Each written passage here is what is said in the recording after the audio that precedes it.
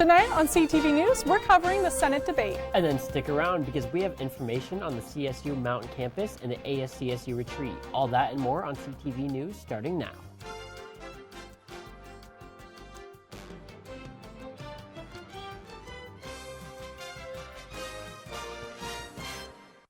Good evening, Rams. I'm Sophia Ridley. And I'm Westyn Hubbard. Welcome to the Thursday Night News Show. We have so much to tell you about tonight, so let's get right into it. Early in Fort Collins, this week, Senator Cory Gardner and his Democratic opponent, John Hickenlooper, met for the fourth and final time to debate. Gardner talked about a COVID relief package and what that would include. What is the single most important thing that we could do to improve our pandemic response, and what or who is standing in the way? If it's additional dollars for vaccines, dollars for childcare, dollars for education, the help for small businesses, allowing Paycheck Protection Program dollars to be back into the hands of businesses to keep their doors open.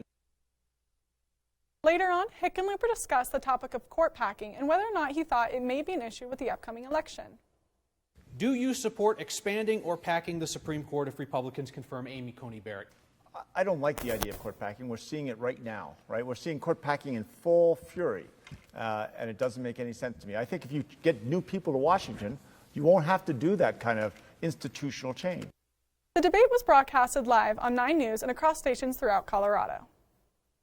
On Friday, October 16th at 4 p.m., Dan Jacobson, a computational systems biologist, will be holding a virtual seminar via Zoom in order to discuss many different aspects that go into what makes up COVID-19 and how the virus itself can affect our bodies, using various methods such as data analysis, statistics, and others to back up his findings and attempt to teach things we may not already know about COVID-19. If interested, you can find more info as well as register on research.colostate.edu.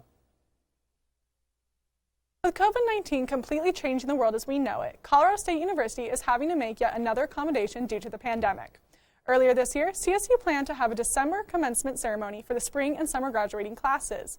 Instead, the university is now planning on a ceremonial walk across the Oval, the week of November 16th for all 2020 graduates. Although no guests are allowed, it will be filmed so that students can share this accomplishment virtually with friends and family. Those who cannot attend or choose to opt out will have the opportunity and ability to participate in any future CSU commencement ceremonies. For me, graduating from high school was like this huge thing, so the fact that they kind of missed out on like graduation from college of all things kind of sucks. I know, it's kind of hard to hear, especially all your friends who were supposed to graduate last year. Everyone was so excited. But at least they finally get like this amazing opportunity. Yeah, that is fun. Which is a great thing. And it's different. Oh, yeah.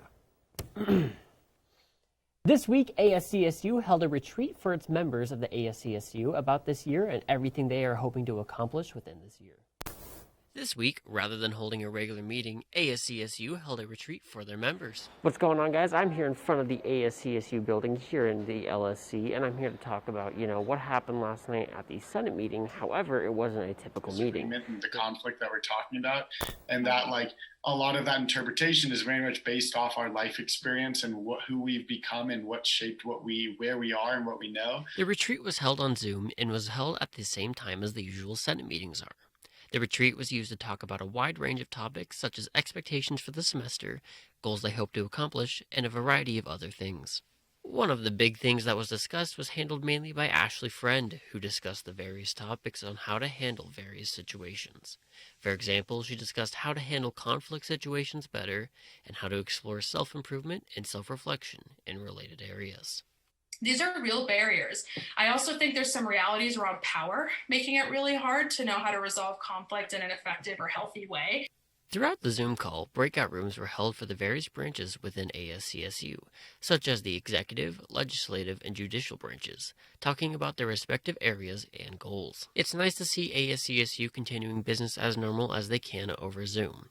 The retreat seemed well received among the members, and starting next week, ASCSU should be back to the weekly Senate meetings over Zoom. We will continue to stay up to date on these meetings here at CTV. It appears as though ASCSU is ready to take hold of anything that occurs this year, no matter the circumstances that may come up. With election season coming up, some people still don't know if they have time to be registered. With Colorado ballots being sent out for the 2020 election, getting students involved is a big priority of many candidates. According to the Pew Research Center, 33% of eligible voters from ages 18 to 33 didn't vote in the 2016 election. So how do you get young people excited to vote? It makes a difference. Every vote counts. I do think it's good that in the university level they're encouraging students to vote, just because I think it's just a good way to have people be informed and know how the process works. One major factor in voting are third parties. It's speculated that third-party voters cost Hillary Clinton the election in 2016. Many people say that third-party votes are throwaway votes, and others encourage options other than the two major parties. I think if you really do reside with the person whose third party's ideas and different policies you want to implement, I think it's awesome. You are able to register and vote the same day as Election Day as long as you register in person at a polling center. There are voting centers and ballot drop boxes across Fort Collins and Larimer County. Election Day ends Tuesday, November 3rd, and ballots must be received by the county clerk no later than 7 p.m. on Election Day in order to be counted.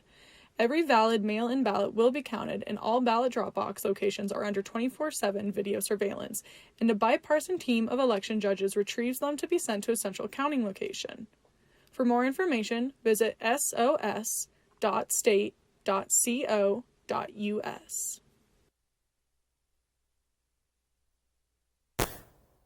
Registered tenants and people on campus may be around to ask you to register. Right now, Colorado State University has decided to cut down using water in landscape irrigation that uses domestic water, as well as taking charge by also reducing raw water irrigation. This comes as the city of Fort Collins has recently pushed for levels of outdoor water usage to go down to winter levels early this year, in an attempt to help the Horsetooth Outlet Project, HOP for short, which is a project designed to improve upon the dam at Horsetooth and help preserve the reservoir.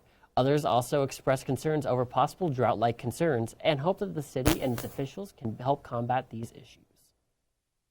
Colorado State University students and staff still have hope for their mountain campus.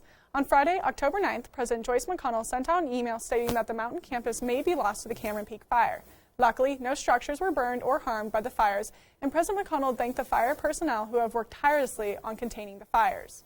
Firefighters have installed hoses, sprinklers, and portable water reservoirs around the campus.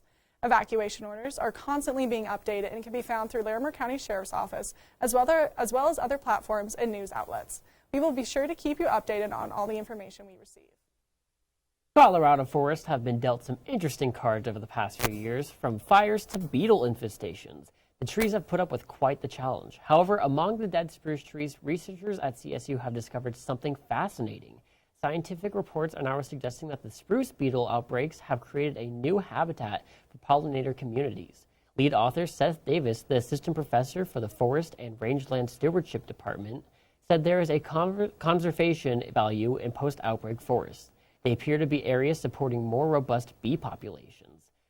Okay, so I'm not this huge person that's big with bugs. Yeah, just in general, not spiders, anything, but beetles, that's kind of cool that they have this new. Oh, yeah. I collect bugs, so not real ones, but dead ones and stuff. And I don't know, I think bugs are really cool. There's so many different species, it's insane. Ew. Anyways. It's been nearly 4 decades after the disappearance of 12-year-old Janelle Matthews. Her body was discovered in July of 2019 in a Weld County field by construction workers. She was dressed in the same clothes she was wearing the day she disappeared.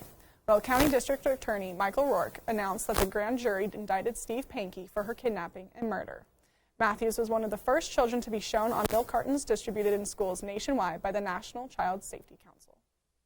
Since her first day on campus nearly 51 years ago as a student of CSU, Mary Ontiveros has worked hard to make a name for herself. Now, after years of dedication to leadership positions at the university, Ontiveros is finally retiring of her numerous job titles. She chairs multiple university communities councils and is the Associate Vice President in the Division of Enrollment and Access. According to Leslie Taylor, the Vice President in Enrollment and co-workers of Ontiveros, her work is noted as part of CSU's culture, and she is known for her calm demeanor, passion, and fierce tenacity to make things better. Well, this concludes our news segment tonight. Stick around and see what's happening in entertainment with Angel Cooper up next.